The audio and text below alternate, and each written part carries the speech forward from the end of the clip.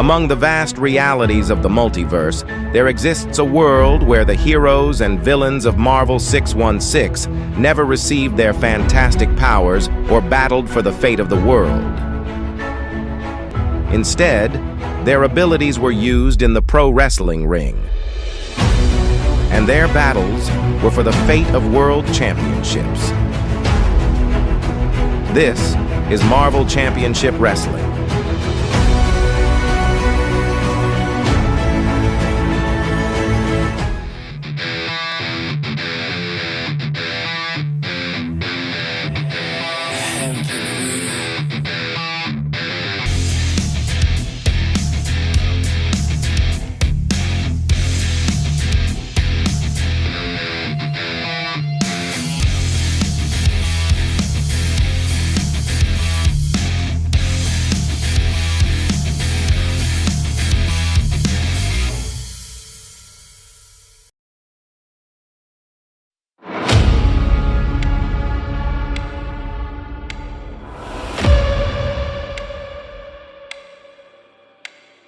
Magneto makes his way to the ring, along with the terrifying new addition to the Brotherhood, who made his debut at Secret Wars, where he seriously injured Charles Xavier.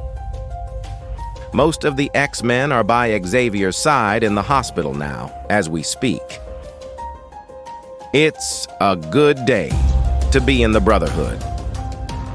We have Charles and the X-Men off licking their wounds after this past weekend, and we are in position to finally take what's ours. And it's thanks to this man. Charles, once upon a time, you acted like this man was family. You even took the name that your fathers carried during their team run. But you discarded this man, treated him like a stepping stone to further your own solo career, didn't you? He has a home here with the Brotherhood now. We see him for the gift he truly is. That's why he is no longer the Cain Marko that you once knew. He is now the Juggernaut, and he is the missing piece we've needed to begin finally taking what's ours. The Brotherhood will soon capture every title in this company, and I think we'll start with the Xavier School's star female athlete, Phoenix Jean Grey. Mystique is long overdue to hold the MCW Women's title. Then we'll take the Tag Team Championships. And Victor Von Doom. Perhaps your title isn't safe either.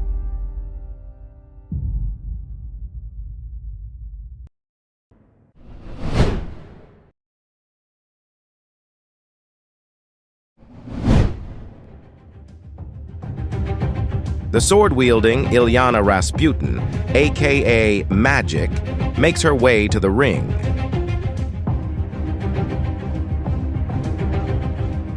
She is a fan favorite, especially to young girls, who are all on their feet during her entrance.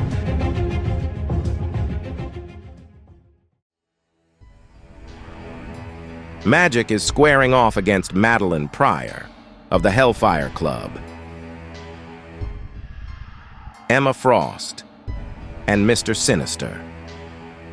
The Hellfire Club is an elite secret society that traces back hundreds of years, with ties to everything from witchcraft to human sacrifice. Nobody is quite sure what is truth and rumor when it comes to the Hellfire Club, since the amount of members and the true nature of its inner workings are unknown. The enigmatic Mr. Sinister represents the Hellfire Club in the men's division, a powerhouse who is always in the World Championship conversation. Many call Emma Frost the mastermind of the group. While she may be the least physically imposing of the three, she is behind most of their schemes to come out on top. Meline has exceptional talent inside the ring, which is likely in her blood since she is the sister of current women's champion Phoenix Jean Grey. Meline and Jean became estranged at a young age, and only recently have reconnected after both landed in the MCW. Meline has Jean on her mind this evening as she addresses the crowd before the match. My Hellions! I dedicate my match tonight as tribute to my lovely and powerful sister, Jean Grey. The women spring into action and the match is underway.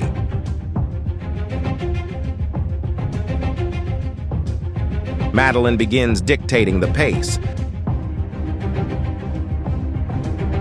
But Magic breaks her momentum early and delivers a flying forearm smash, springing from the mid-rope,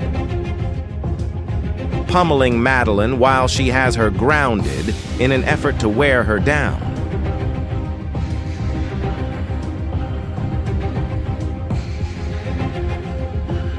Magic goes for the submission attempt, but Pryor breaks loose with elbow strikes to the jaw. She's determined to regain control of this match.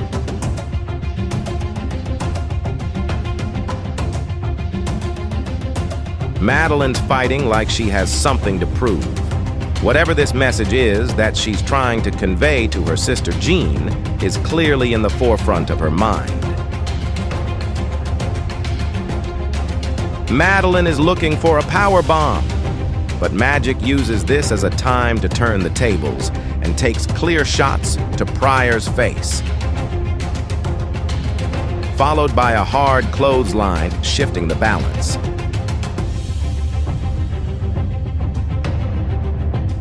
A high-risk maneuver off the top rope pays off, landing a solid diving knee drop. Meline throws all she has into a devastating haymaker, and Magic stumbles to her feet. But before long, she's flipped back onto the canvas. Meline calls out for Jean. "All for you, my dear sister."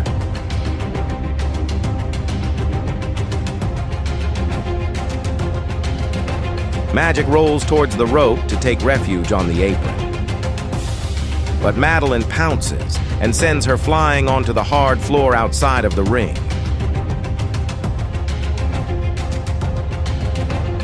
Which is like dropping blood into shark-infested waters as Emma Frost wastes no time driving Magic face first onto the floor. An attack so brazen, the ref has no choice but to eject her from ringside. But perhaps not as reckless an attack as it seems by Frost, who sends a visibly weakened Magic back into the ring.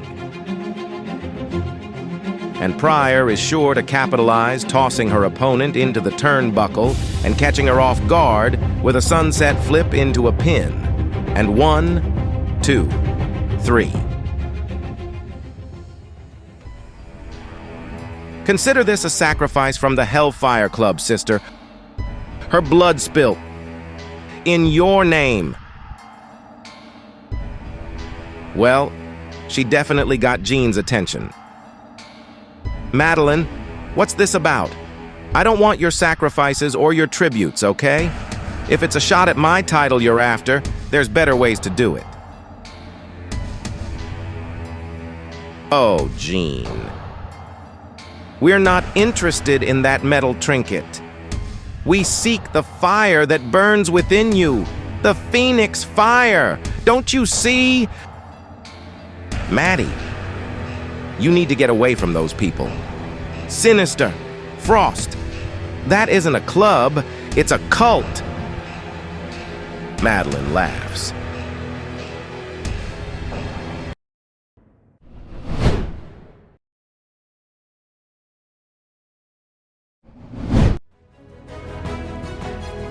Iron Man, Tony Stark, one of the more polarizing figures in MCW. But love him or hate him, his in-ring skills rival the best. He has a tall order ahead of him tonight, as he faces off with Crossbones, a mountain of a man. Dealing with him is never going to be an easy night. He's accompanied, as usual, by his manager and advisor, Baron Zemo. Few are intimidated by Zemo inside the ring, but he always keeps a stable of mercenaries and muscle, making most people think twice before crossing him. The men are told the rules of the ring and given the green light to get to work. Tony neutralizes Crossbones early with a swift kick to the head and gets some licks in at the corner turnbuckle. With Crossbones right where he wants him, Iron Man is feeling invincible. A sign of his versatile toolbox, Tony delivers a flying clothesline off the top. But Crossbones finally answers back, reversing the Irish whip and hoisting Stark over his shoulder. Slam onto the mat. But Tony connects a shot to the midsection and attempts another whip into the ropes. And this time, he connects. But Crossbones is relentless. He seems barely fazed by the attack, picking him up and tossing to the outside with ease. He manhandles Stark outside the ring. Tony evades a boot to the face, grabbing Crossbones from behind.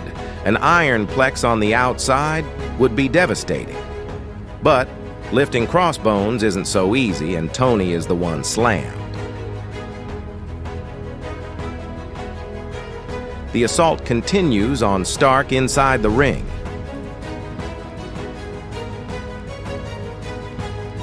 But Tony, with a well-timed block and counterpunch, allows him to set up for a Stark splash in the corner turnbuckle. But Zemo starts injecting himself into the action, and Tony can't resist giving him a piece of his mind. A decision he pays for as Crossbones sends him face first onto the canvas.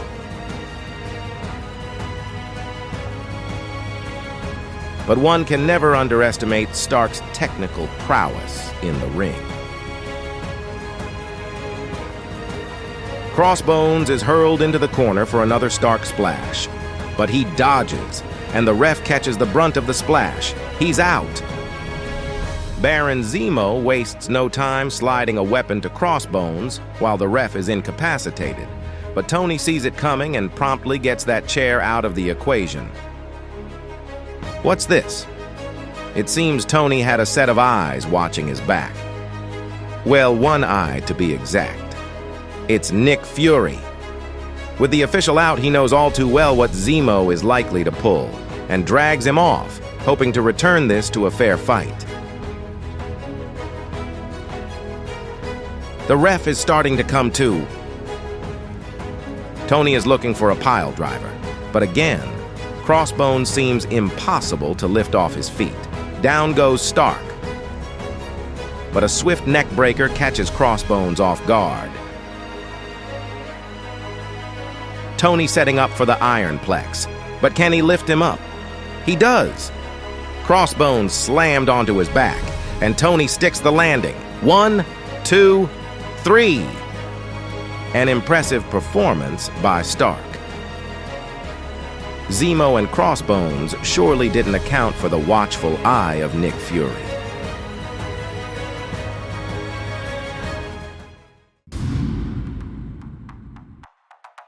Now, we take a look at the most famous pro wrestling school in the world, the Spider Academy. The Academy is owned and operated by Madam Web. She has been involved in the wrestling business her entire life, and herself was a pioneer in the early days of women's wrestling. But the Academy is inspired by the legacy of pro wrestling icon, the Spider-Man.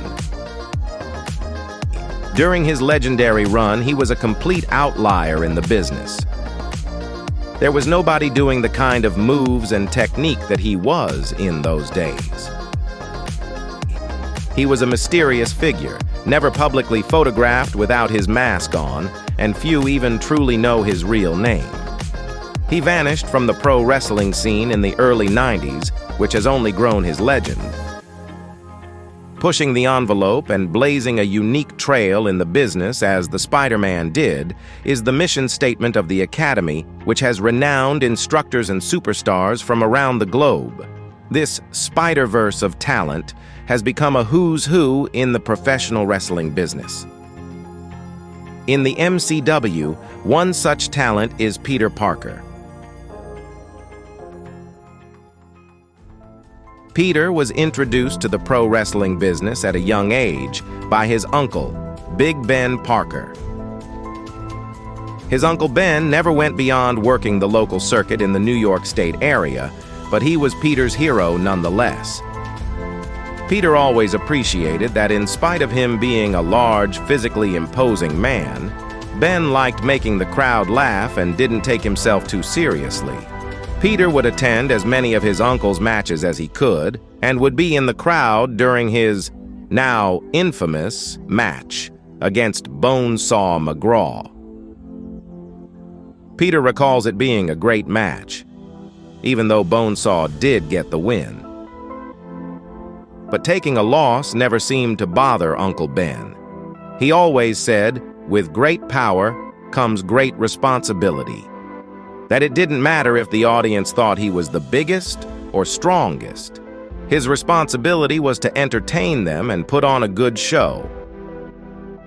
But after the match that night, on his way backstage, Ben collapsed from a heart attack. It would be his last match.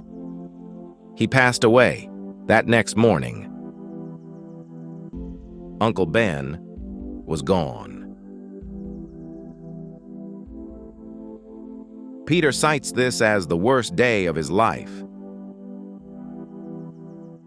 But Ben's passing was also the catalyst for Peter to decide on entering the pro wrestling world himself. He would end up competing in those familiar local promotions. He was a natural. With no formal training, Peter always said he just would do things he thought Uncle Ben would find cool.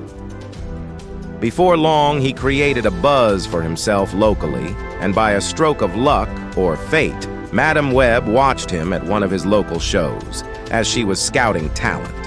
She was impressed. But when she learned it was only his first year wrestling, she offered to sign him that night. She said anyone displaying that kind of ability with such little experience is sure to be a star. And the rest is history.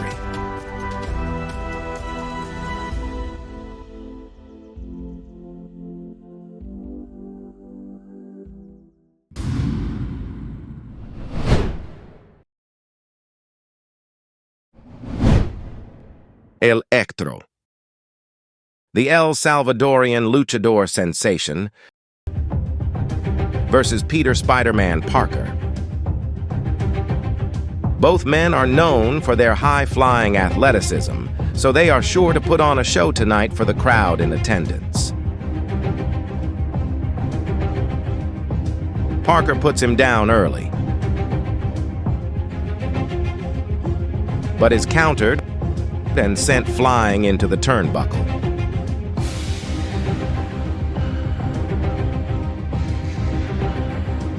A wrist lock sets Electro up for a slingshot arm drag.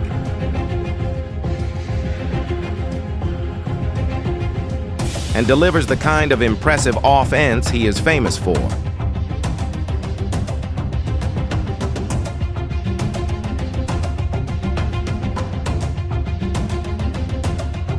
But Parker is also famous for something: resiliency. He may not have the amount of years' experience in the ring as his opponent, but Spider-Man has proven himself to be a formidable opponent in MCW. He displays his strength with a pair of slams, sending Electro onto the mat. But the luchador veteran can surprise you at any moment, leaving you wondering what hit you.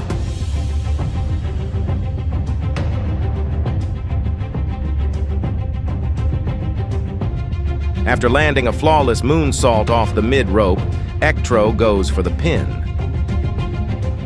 But Parker's got more fight in him. The men trade strikes back and forth, neither willing to back down.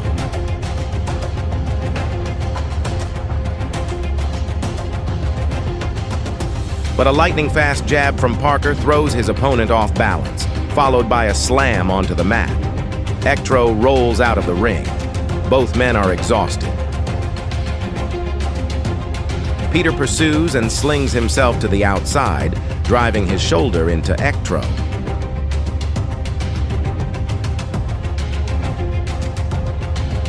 Peter quickly crawls up the turnbuckle for another aerial attack.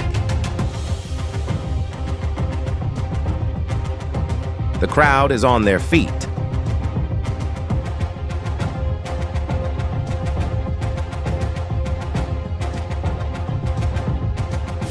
Has Electro found a second wind?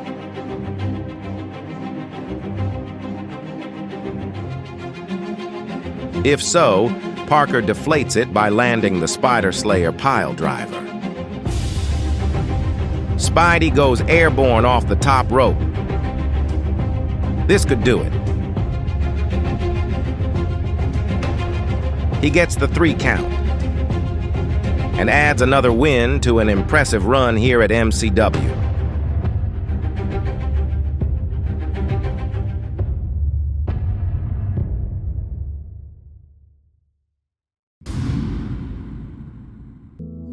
Of course. Yes, he took the bait, just as expected. Yes, General. We'll begin Phase 2 next week. It is an honor to be of service. Your family's name still very much commands respect. Till then, goodbye.